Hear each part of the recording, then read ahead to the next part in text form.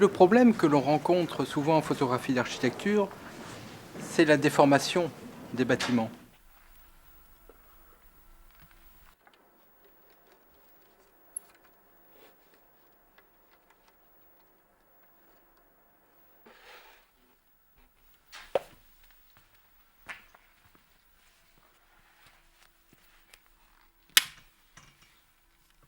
Et pour mieux vous expliquer les possibilités du décentrement de la chambre,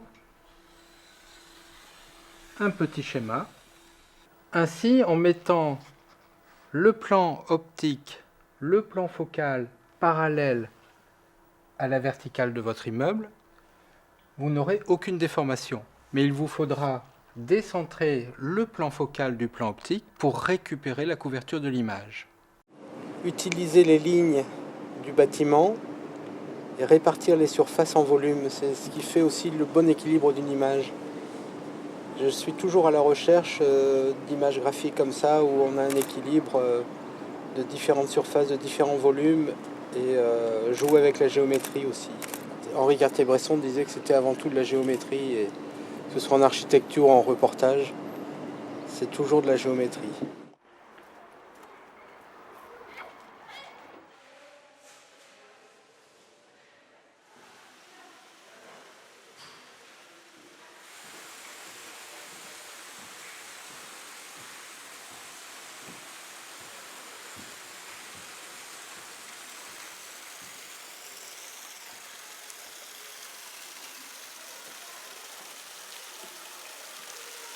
J'ai une lumière un petit peu en contre-jour avec le vitrail en fond de pièce et je récupère sur le parquet une lumière qui est trop blanche, trop forte et qui me fait perdre un peu la matière du parquet.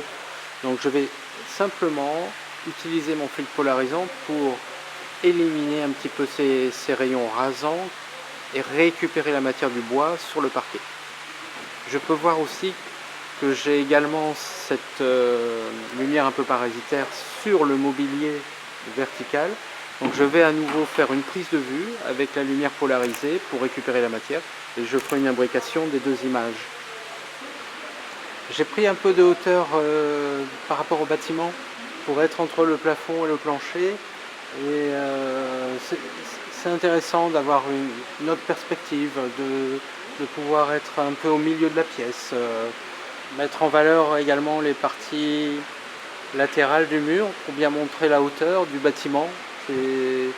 Parfois il faut trouver des angles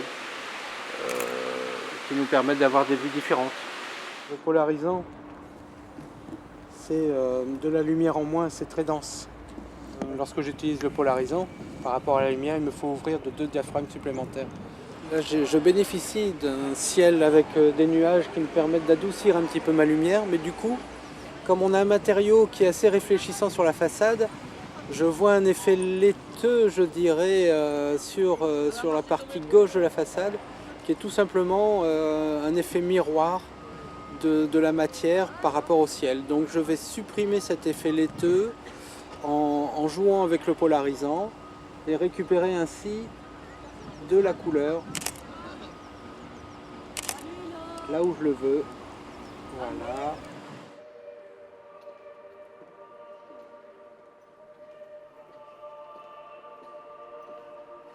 La solitude du photographe, c'est quelque chose, oui, fréquent chez beaucoup de photographes. Je pense qu'on a tous envie de s'isoler quand on est en train de réaliser une image et il y a un point de vue qui est parfois difficile d'ailleurs à partager quand on est avec d'autres. Et moi, pour ma part, j'aime m'être isolé et construire mon image. Ça doit se passer par les yeux, mais ça va au cerveau. Et c'est cette combinaison qui fait que c'est difficile à partager sur le moment de la prise de vue. Dans les musées, souvent, j'aime bien venir les jours de fermeture ou avant l'ouverture pour m'inspirer du lieu. On est quand même dans un lieu chargé d'œuvres, d'histoire, du patrimoine, de tas de choses qui sont créées par des artistes. Et l'œuvre architecturale est elle-même impressionnante. J'ai besoin de silence, j'ai besoin de recueillement pour m'inspirer et trouver moi-même les images concernant l'architecture.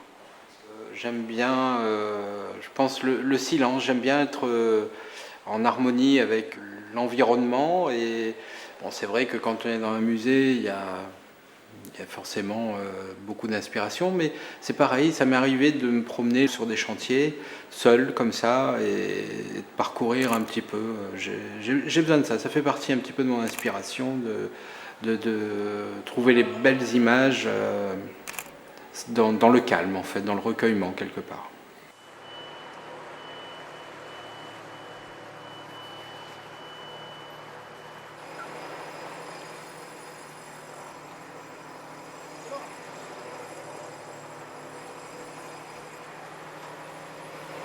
Alors, les photos de chantier sont intéressantes à titre documentaire, bien évidemment. Et ce qui est intéressant, c'est de pouvoir prendre en photo, pendant l'avancement des travaux, des images qui permettent de voir des choses de la construction qu'on ne pourrait pas voir quand le chantier est fini.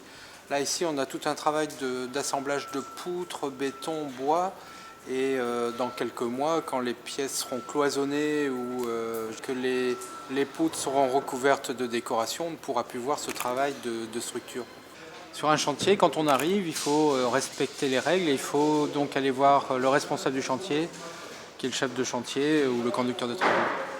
On respecte toutes les règles de sécurité sur un chantier, telles que le port de casque ou les chaussures de sécurité, parfois les baudriers si on monte sur les grues ou si on travaille sur des passerelles en hauteur. On est tenu à voir équiper le matériel lui-même, l'accrocher pour éviter qu'il tombe et ne blesse ou ne tue quelqu'un sur un chantier. On appartient au chantier, donc on subit le règlement du chantier.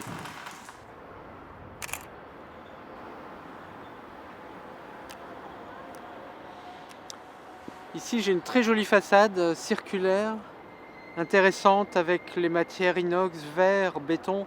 Malheureusement, j'arrive trop tard et il va falloir que je revienne.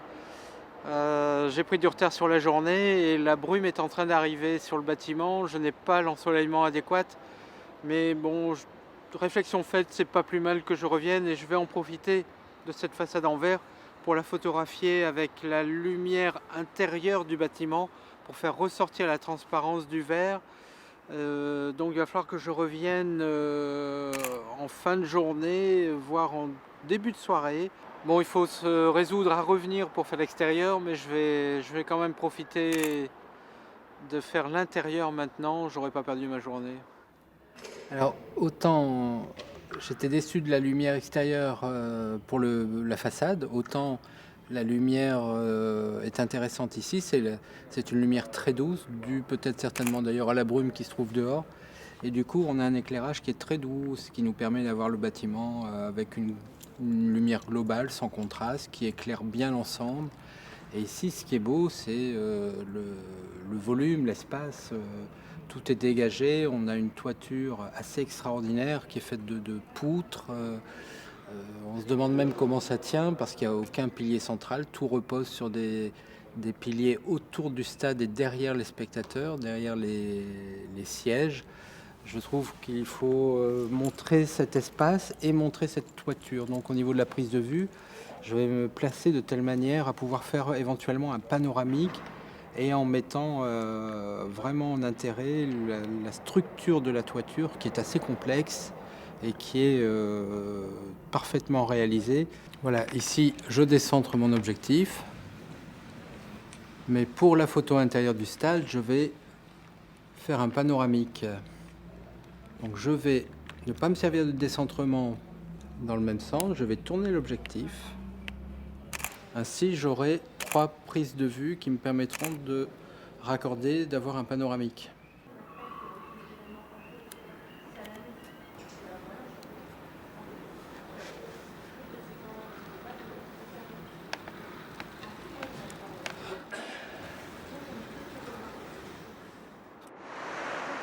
Je n'ai qu'un 24 mm et là il m'aurait fallu un 17 pour pouvoir réaliser cette prise de vue parce que je manque de recul pour faire cette façade de cathédrale, mais c'est pas très grave. Je vais éviter de faire du décentrement pour corriger la perspective. Je vais faire par contre 3 prises de vue décalées sur un axe parallèle.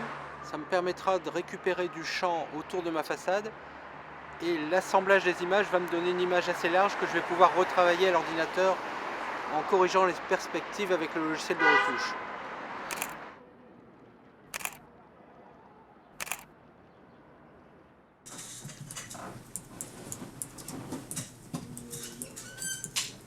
ANC est une revue d'architecture qui existe depuis les années 70, depuis 1967. La revue est devenue un outil de travail pour les architectes. Il y a plusieurs moyens de se procurer les images. En fait, il y a une veille qui est faite au sein de la rédaction.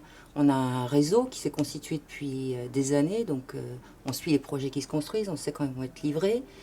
Et on a donc un réseau de photographes. Il y en a certains qui nous envoient des reportages tout faits.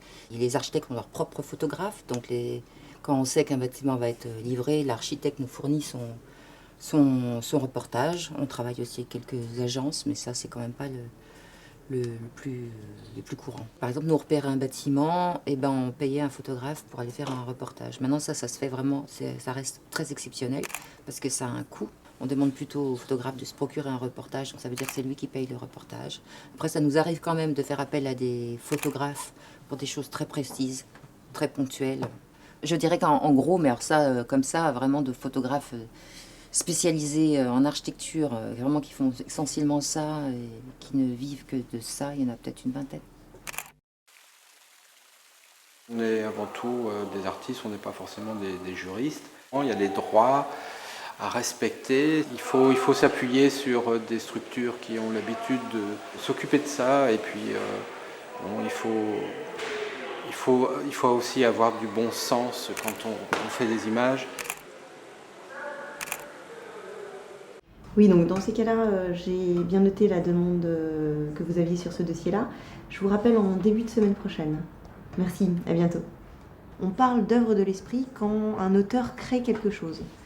Ça n'est pas la simple idée, c'est la matérialisation d'une idée.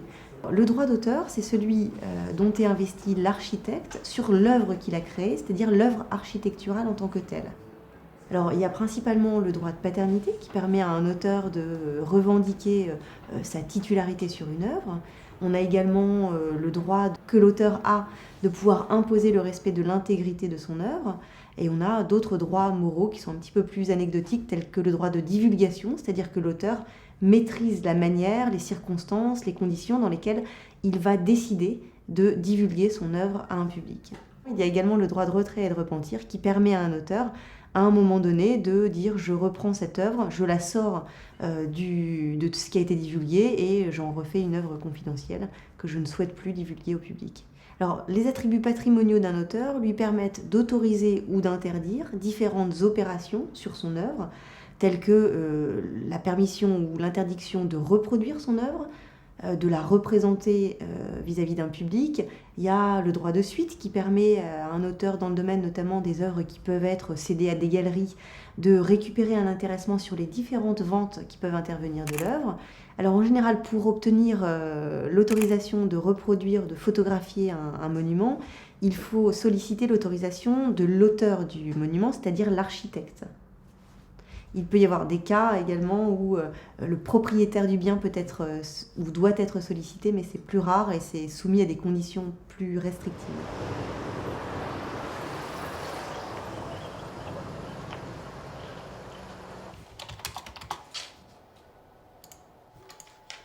Comment tu vois l'avenir du photographe dans le métier, toi, de ton côté architecte? Parce que moi, je le vois assez pessimiste quand même. Je vois pas pourquoi tu le vois de façon pessimiste. La finalité d'un bâtiment est d'être construit. En fait, vous êtes l'œil expert de la bonne réalisation du bâtiment. Donc je pense que ton travail en finalité, enfin en quoi la partie photo d'architecture, bâtiment fini, n'est pas du tout en danger, loin de là. Mais je pense que vous avez plutôt intérêt à vous intéresser à ce qui se passe un peu en amont, ce qui se passe pendant le chantier, ce qui se passe en amont et ce qui se passe même au niveau de l'esquisse. Et ben là, on parle lumière, on parle matière, on parle cadrage. Et voilà, donc tu as peut-être ton rôle à trouver là-dedans.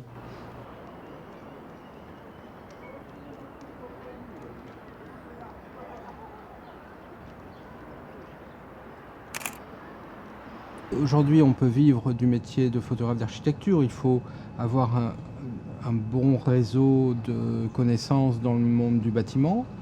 Il faut être irréprochable au niveau des images que l'on présente. Il faut apporter un réel plus aux personnes qui ont besoin de ces images, notamment les architectes, mais aussi les constructeurs, les maîtres d'œuvre ont besoin aussi de belles images.